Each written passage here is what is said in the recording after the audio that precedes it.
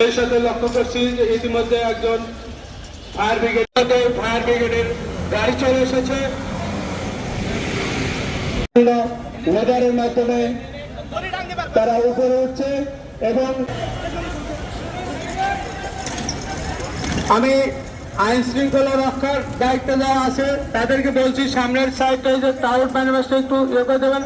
আমরা আরো দেখছেন একজন মেডিকেল পেশেন্ট, একজন ট্রমা পেশেন্ট উদ্ধারের পর অন সাইট ম্যানেজমেন্ট পোস্টে নিয়ে যাচ্ছে। রেস্কিউরা উদ্ধার করে অন সাইট ম্যানেজমেন্ট পোস্টে নিয়ে যাচ্ছে। জীবন এবং সম্পদের ক্ষয়ক্ষতির পরিমাণ আমরা সবসময় কমে আনতে পারবো।